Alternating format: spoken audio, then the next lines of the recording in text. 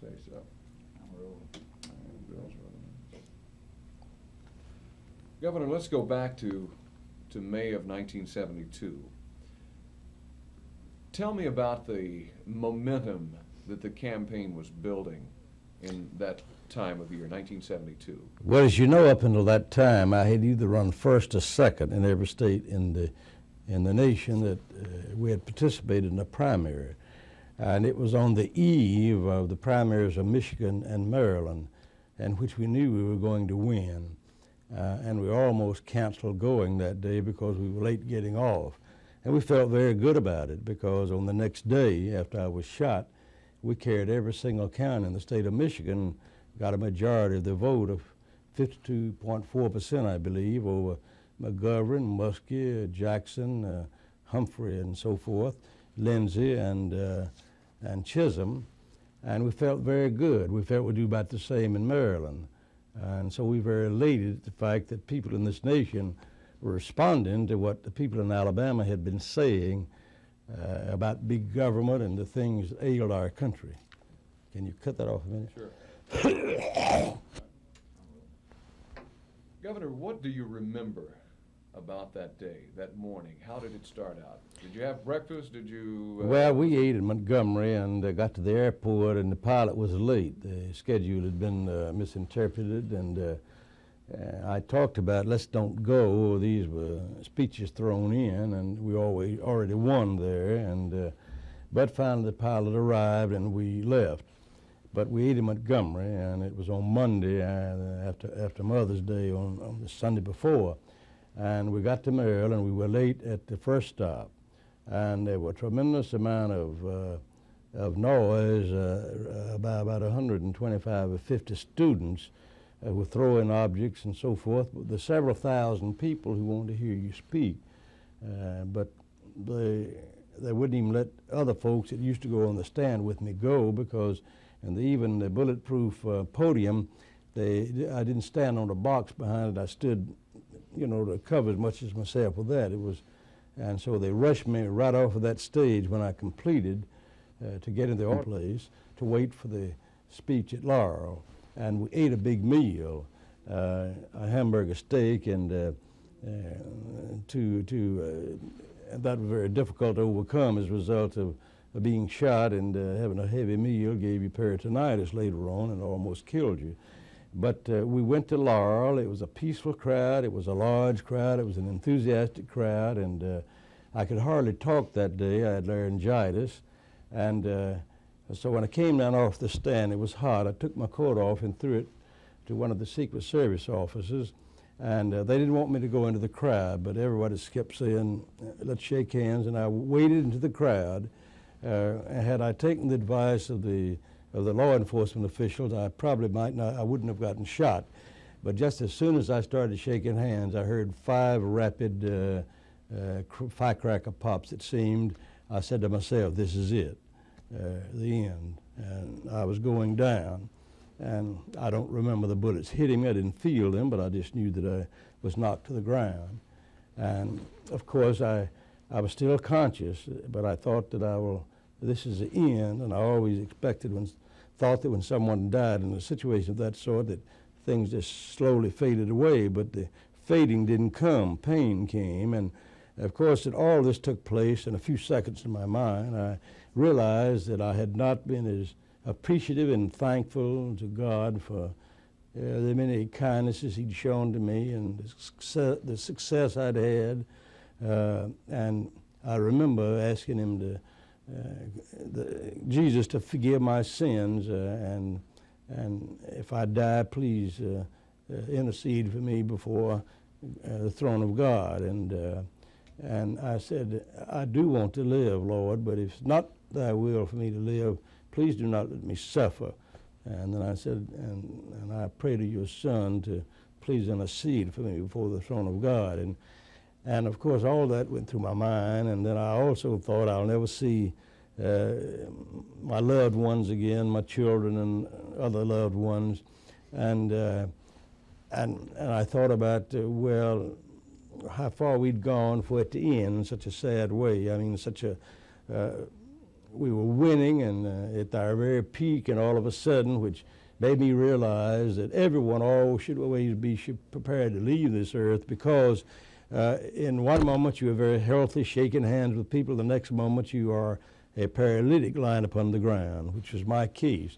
I do remember trying to move my foot and telling someone to lean over, I'm paralyzed. And I realized that at the moment. The paralysis, you knew? Well, I tried to move my leg and I couldn't. And I had always envisioned the possibility of being shot. We'd been in many tight places before that we thought looked worse than this place. But I always thought it would be fatal. I never thought a moment that I would become a paraplegic, that I'd be shot in the spine. I thought I'd be shot and never know about it. I'd be gone. And of course, they didn't have the ambulance couldn't get what was coming.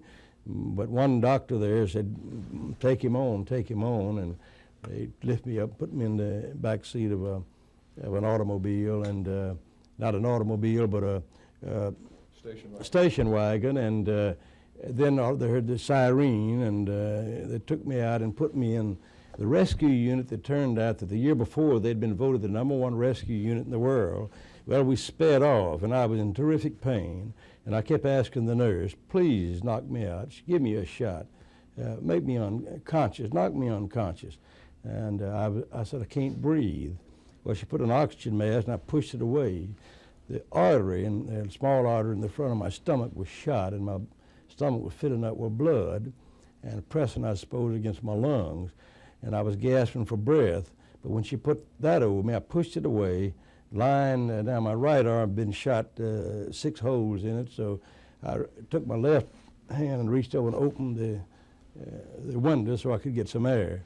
I remember thinking about we were going to have a wreck on the way because we were speeding, and I could hear some of them say, slow down, you'll kill us all. The other said, speed up, go, let me drive that thing if you can't drive it any faster.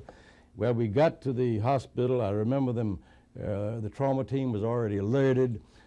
Only 14 minutes from the time I was shot till I got there. They rolled me in. The doctor was trying to tear my shirt off, and he said, have you eaten? I said, yes, sir.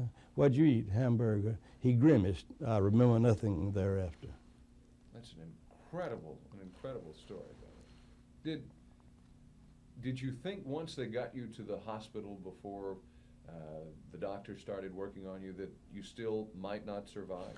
I didn't think I would survive, but I was praying and asking the Lord to let me survive. And I believe that the prayers that went up for me, for myself and others over the world, are the reason that I lived. I think they were answered. All prayers are answered, either yes or no, or wait. And I do know that in my judgment that had something to do with it. I know so. But I don't remember even being in the recovery room. And I do remember that a few days after that, when I was able to see the president, he came over. And I used to visit people in the hospital that were very low and dying, and would tell them, you look good, and I hope that when you're out, you would come by the governor's office and we'd have some picture made together. Well, the person died maybe that night. You certainly never look at a person and say, you look like you're not going to be here another few minutes. You don't do that. Well, when I did that so many times in my life, trying to encourage and make a dying person feel good, that when President Nixon came in, I could hardly talk, and he had to reach down and catch my hand. He looked down and said the very same thing I used to say when I looked at people dying. He said, George, you look good. I thought to myself, well, I'm not going to be here long. When did you first realize that you were going to make it? After about a week, I felt that I would make it, but then I had the bullet taken out of my back, and right after that I came down with peritonitis, which is what kills most gunshot victims. And I was operated on one time without even being put to sleep. I was almost oblivious. I was in such pain, but I was conscious. And I said, give me a shot, ease this pain. My left side is swollen up as big as my head. I didn't quite understand it, but he gave me a shot there, and it hurt very badly. And pain shots usually don't hurt. And he said, you're going to be easy. The doctor said, you're going to be easy. I had not watched all the preparation being made. The nurses, I didn't know they were there. Dr. Hamilton Hutchinson was there from Montgomery. You're going to be eased in just a minute. All of a sudden, I felt a jab of pain, and of course they had rammed the knife into my side about that far, and of course out poured all this stuff, you know, and they said, they told me later that you would have died on the way to the operating room, and there was only one way to keep you from dying. We thought you was going to die then, but this is the only chance, and it worked. Let's talk about Arthur Bremer for a moment. I know that there had to be a tremendous amount of bitterness. Well, really not. I really never think of Arthur Bremer. You know, I have got to the point where I asked the Lord not to let me even feel hard against my political enemies who tell things about me, some of them in the media. And I sometimes have a hard time repressing feeling more against them than I do Arthur Bremer. Frankly, I've forgiven Arthur Bremer, and I hope he's been forgiven, and I hope that the Lord sees fit to use him somehow in his kingdom and in the coming of his kingdom, because you cannot live and inherit the kingdom of God within a hate in your heart for anyone, and I don't hate him. And in fact, I never think about him. And if he were to come to see me, I would see him. I would not be bitter toward him. I just ask him that I hope he'd ask forgiveness. So I don't have any bitterness toward Arthur Bremer. I think if I had, I don't think I'd be living now. I think that it would consume me, and I would have died before now.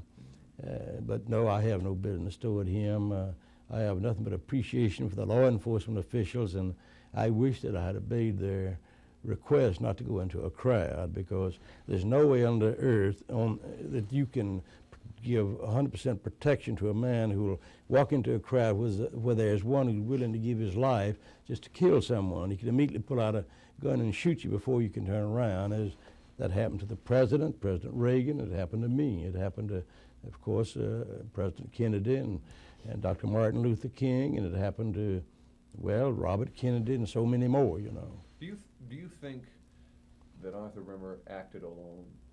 I do not. I really do not. It seems that every one of the killers of people who have been in political life have had a self-serving diary. And I frankly think that he did not act alone, but I have no proof whatsoever, and the law enforcement has no proof. And you cannot, and I even see faces in my own mind about who might have had something to do with it, but it would be very unfair to even mention, intimate who they might be, because I have no proof. When you heard that President Reagan had been shot, and you saw the videotape on the news of the attack, did that bring back memories to you? What were you thinking about at that time when you saw those news? Well, I saw that. I prayed that the president would live, and the others shot also with him would live. And I prayed also that he be not permanently injured, that he would get well and be able to carry on his duties. I think if he'd gotten shot in the spine at his age, I don't know, he might not have been able to continue in the presidency. And I prayed that he would live, that he would not be permanently injured. But most of the time, you think about shooting someone, they're getting killed. You don't think about the matter of winding up in a wheelchair. But that's exactly what, of course, Mr. Brady wound up in a wheelchair. And that poor man will suffer the rest of his life. Let's talk about your future political status in the state of Alabama. It's a little early to start campaigning yet, but do you plan to run for governor? Well, I plan at the moment to be involved if the polls continue to be like they are, the scientific polls I'm talking about, and the different groups who fought me in 1970, a very difficult race, are supporting me now, with the exception of the top-flight Republicans in the state. And I do feel that my experience and also the fact that I'm known over the world, the people of Alabama made me so, and I've been able to meet the kings and queens, people in Asia and also in Europe, Western Europe, and been able to call industrialists by telephone of some of the largest companies, not only in the United States, but also abroad. And I think that's something that can be used in this state as I used it before when I was governor, because during the last 8 years that I was governor, I believe we were #1 in the Southeast in new and expanded industry 7 of those 8 years. I think we were second 1 year. I think that's a very fine record, and I can remember back in the 60s, one governor at the Southern Governors Conference says, "Governor, how are you all getting all that type of new industry in Alabama?" I said, "Well, we're just working at it." Now, do you get fired up over the idea of campaigning again? I get fired up over the possibility of being able to repay a little bit more of what I owe the people of Alabama. If one man is elected governor one time or one woman, that family is forever indebted to the people of Alabama, but they've gone beyond that to me, and I cannot repay them. But my health is good. My doctors say it'd be good for me to run, and in view of the fact that I know experience is a great teacher, I also know that being known and still being known, and as you know yourself, I'm sure already, if I run, this campaign is going to be covered nationally. They're already covering me speaking in Alabama by the 3 networks. They call our office, want to be here when we announce. We have inquiries from foreign newspapers that want to be here too. So our campaign, if I run, will be covered nationally and internationally, and no better advertising comes to Alabama than to talk about how we love to have industry and the work ethic and the fine resources in the beautiful state in which we live. It's worth millions of dollars of publicity for the state, to the good, for me to run for governor, and I'm glad the people of this state have given me the honor, put me in that position. They put me in that position. I didn't get in that position myself. If you run, do you think you'll win? Well, I'm not going to run if I cannot win, but if I run, you'll know that I will know as close as anyone can know whether I can win or not, although there's no way to second guess the people of Alabama or the country, and that's the way it ought to be. Excellent, excellent. You just go ahead and be talking. Okay. We'll get some cutaways because Bill's about to run out of tape. All right, so we've got Bill on. To tell their stories. What do you remember about May 15th, 1972? How did the day start out, and what were you doing? What was your role that day? Well, of course, as Governor Wallace's press secretary and coordinator of his scheduling activities on the road, the day pretty well started out as usual, I guess. After getting myself put together, I called Montgomery, the mansion, and checking to see if everything was running on time and on schedule. And I found out that we had some delay problems in Montgomery. Someone had not coordinated with the pilot exactly the time and so forth for the governor to take off. And to make a long story short, I believe we ended up a couple hours late, or maybe even a little more than that. Of course, the first event of the day was to be in Wheaton, Maryland, which is a Washington, D.C. suburb.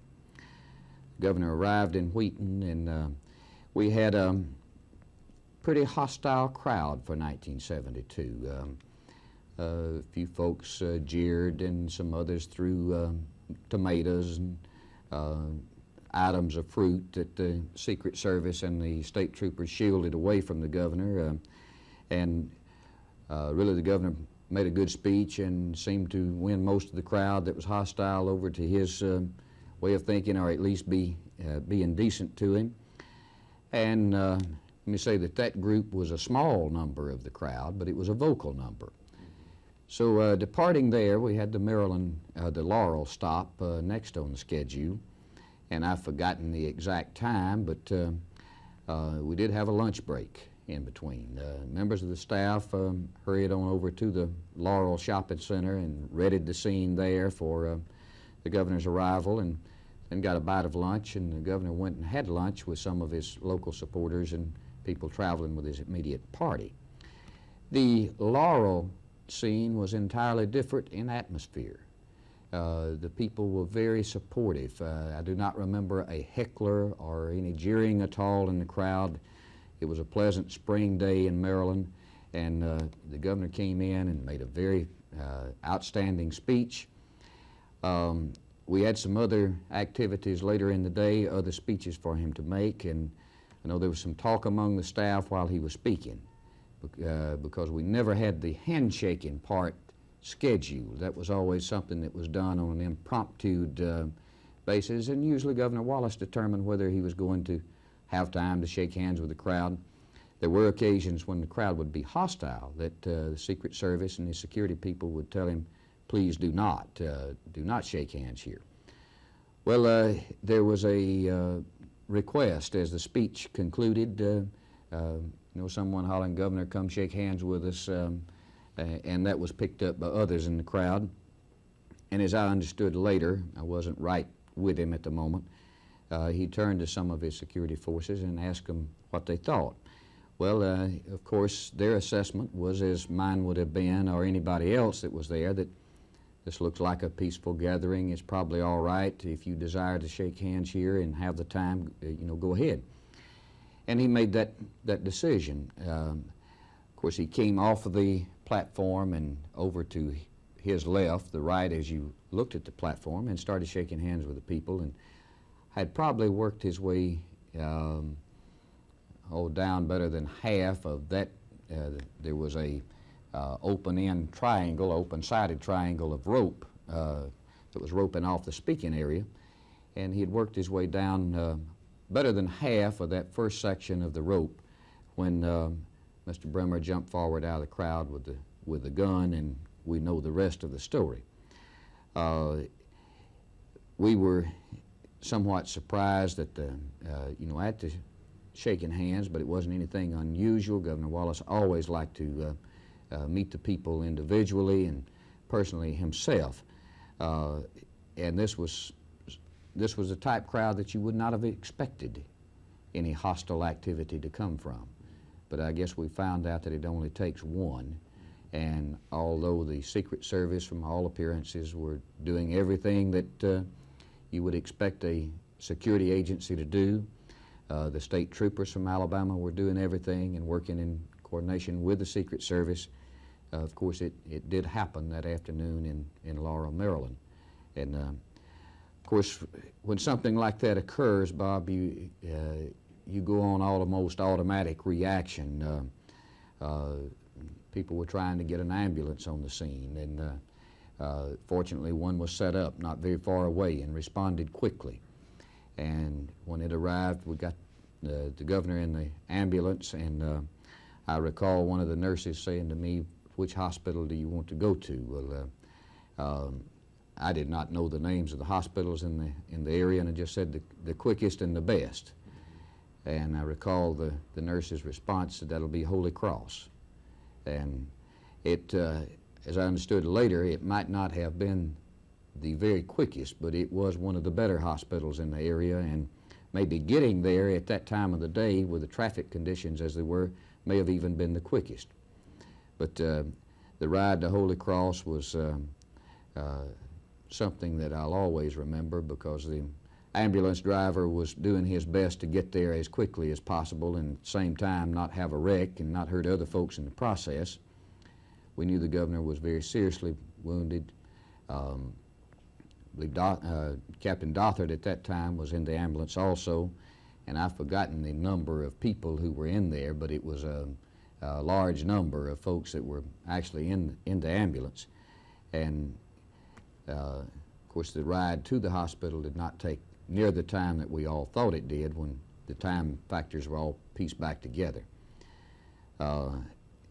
It was a day that started out normal but did have the delays involved in it in getting out of Montgomery, and I guess many of us have wished from that day on to now that possibly we had just canceled that day. But at that time, you've got the pressures of meeting a schedule and those concerns foremost in your mind. Mm-hmm. Of course, May the 15th was the day before the folks in Maryland went to vote in their presidential primary. I believe Michigan voted on the same day, and I believe there was one other state voting that day. But anyway, Governor Wallace carried the state of Michigan, and Maryland by an overwhelming majority. And we felt like we were going to win those primaries. All the indications were showing that at that time. And just as he was really, in my opinion, going to be thrust into the forefront of the Democratic nomination and go from being what many of the national columnists and everything had written as possibly the spoiler or having an influence on the outcome, he was going to become the front runner and to be the candidate out front that all the others would have been chasing for the rest of the time. And I think there was a very real, very good possibility that he would have gotten the nomination in 1972 through other primaries in the western states and the bandwagon rolling, so to speak, had May 15, 1972 not have happened. Let's talk about your job once the governor was at Holy Cross. That had to be just an incredible job to coordinate all of the members of the news media that were there. How did you handle that, and what are some of the specific instances that you remember, such as the Washington Post headline with the spinal cord severed? Well, of course, what we had was hundreds of media representatives on the scene almost immediately. The telephone lines at the hospital were just flooded. Couldn't get a call in, couldn't get a call out, and there was no place in the hospital for the media to be accommodated. We started out in a conference room, and I know the network set up their cameras in that conference room. Almost immediately, we saw that that wasn't going to work, that the hospital operation was going to be affected, and the health and safety of patients would even be adversely affected. So we had to move to a National Guard armory, which was like maybe a quarter of a mile away. That was arranged, and of course that caused some confusion with the press and everything. And in the meantime, we were trying to get accurate information from even the operating room, and which we did from the team of doctors that were assisting the governor. They worked a way to feed us information and to keep the people of the country and the state of Alabama informed. Naturally, when you've got that many media representatives on hand, they're all pressing for the story first, as they're taught and as the profession dictates that they do. And I suspect that that's what led to some of the stories like the Washington Post article which came out quoting some hospital source saying that the governor's spinal cord had been severed and so forth, which was not the case. Those things are unfortunate, but you have to deal with them in just about every situation of that magnitude. I recalled the unfortunate occurrence with President Reagan last year when he was shot, and could look over some of the problems that I could see into with this report coming out and this being attributed to sources and so forth, that his people were probably experiencing some of the same difficulties that we went through. And we wanted factual information, and the best sources that I knew of, and actually the only sources that they were, was the governor's personal team of physicians that were attending to him, and Dr. Joseph Shano was the head of that team. And we finally got, I think, everything in line and in order to where Dr. Shano gave us the information that we were giving to the media representatives every day and the basis for our statements. But it was a task of tremendous magnitude immediately, because again everybody is reacting. Each network wanted the information first, each major newspaper wanted it first, and we were trying not to lose sight of the fact that Governor Wallace was the governor of Alabama, and Alabamians were deserving of that information as quickly or more so than any other part of the country. Let's talk about President Nixon's visit. Quite a bit of to-do there at the hospital before he arrived also. Well, yes, at that particular day I was not at the hospital.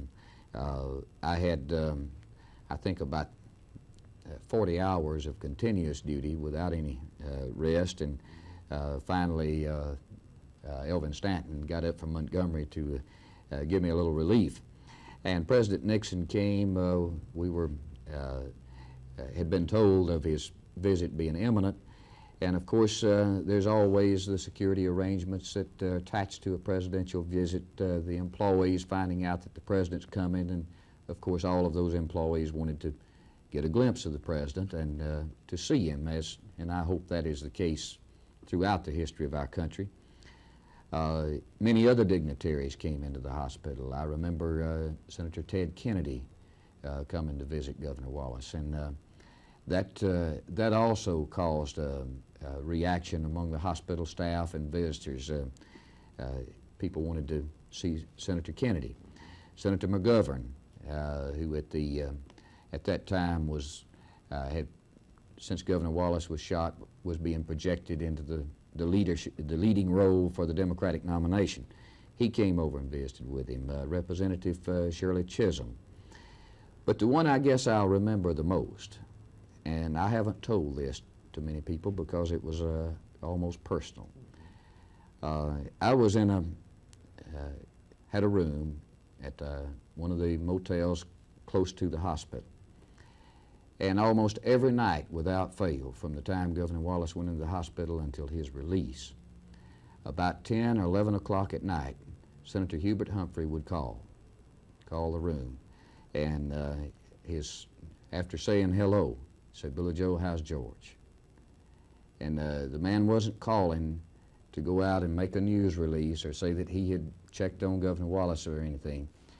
I knew from the conversations I had with Senator Humphrey at that time that here was a man that was sincerely concerned about how well is Governor Wallace doing, because there's got to be a certain amount of camaraderie with two fellows who have been in the political battles with each other, fighting each other, if you will, on the political front.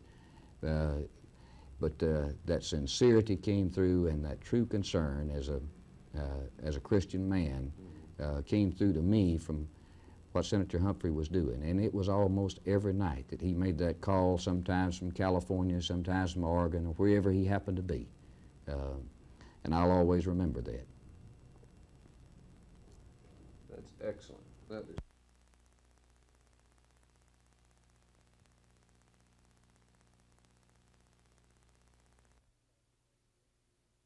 talks about every instance of it. You know, I'm going to loosen my collar. I think that may be part of the problem. No That's not too bad now, is it? Let me get your collar. There you go. Okay.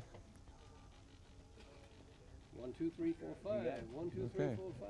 Are we rolling, Thomas? Okay. You say that you had seen Arthur Bremer before the day in Laurel. As a matter of fact, I saw Arthur Bremer at Hagerstown, Maryland, maybe 2 weeks before this actually took place. And the only reason that I remember Bremer was that he applauded longer and louder and harder and stomped his feet more, and apparently trying to be one of the crowd, but he made himself obvious by being too vociferous and too loud. He dressed in the Wallace garb and Wore the Wallace hat at times and the Wallace button. You would have thought he was an ardent Wallace supporter, and as a matter of fact, I filmed him at Hagerstown. He was so active in applause that I used him in a cutaway. Now, somebody described him in one of the newspaper articles that I read. They said that if you saw him, you'd call him Whitey, as far as a description of the way he looked, his pale complexion and his white thinning hair. Did he stand out in the crowd other than from his activities? Not so far as I'm concerned. I looked at him solely as a reaction to Wallace's speaking, and I don't remember him any other way other than being very loud and very vocal. Let's go to May 15th, 1972, the shopping center. You were allowed inside the roped-off area with the Wallace security people and the Secret Service agents, the Prince George County deputies. You were on the inside when all of this happened. Give us a step-by-step of what you remember after Wallace left the stand and the podium and started down All right. the crowd. Wallace stepped down from the podium, prepared to leave the scene and go to his car, he was talking with some of his aides, and somebody in the crowd yelled, "Hey, George, over here!" And he looked and waved and then went back to talking with his staff. And a moment after that, the same voice again, "Hey, George, come over here!" And he waved, and then the politician in him reacted, as it does with all of them. They can't resist the crowd. And he took off his coat, handed it to the aide he'd been talking with, and headed for the crowd. Now, at this point, I stepped over the ropes at the little security square that we were in, and I was well enough known to the Wallace security people, to the Secret Service, and to the local people. I had made myself known to them, that they didn't stop me. And I fell in behind him and started filming as he walked into the crowd. He had hardly gotten to the crowd good when somebody tapped him on his left shoulder, and he turned and said something and went back to the person directly in front of him, and the same person tapped him again on his left shoulder, and at this point he turned bodily, and that was at the time when Bremer's gun, in my viewfinder I could see the gun up here, came down and just in a matter of split-second timing fired off 5 shots. And I think had he not turned, he would have had the full charge of that gun right in his heart, because just before Bremer's gun appeared, he had turned to speak to whoever tapped him on the shoulder. Mm-hmm. Did you ever think about not continuing to shoot while this was happening? No, I was completely aware of what was taking place, but I was also, it's a strange sort of thing. You know what's happening, but you don't believe it. And I remember in my own mind, I said, could it be firecrackers? But I could see the gun, and I knew it wasn't firecrackers. And yet I could hear that loud pop, pop, pop, pop, pop, and all of a sudden George was falling back so close to me, in fact, that I had blood all down my right side from his arm. He had been shot here and here. And I filmed, and he fell, and I followed him to the ground, and Cornelia rushed in and threw herself bodily over him, and at that moment I felt like going to his aid, but I knew there were more people there that could help him better than I, and I knew that I had to film. So it was just one of those things that you have to do, and I did, I guess. Mm-hmm. How did this change your life afterwards? Oh, I was the usual everyday television cameraman, and all of a sudden people would say, "Oh, I know you shot the Wallace footage," and I don't think it changed me personally, but it changed the way that a lot of people looked at me, and all of a sudden I was getting awards that I'd never gotten before, and people were recognizing me that I had never been recognized before, and the notoriety was something that I really didn't know how to cope with. I don't think I changed.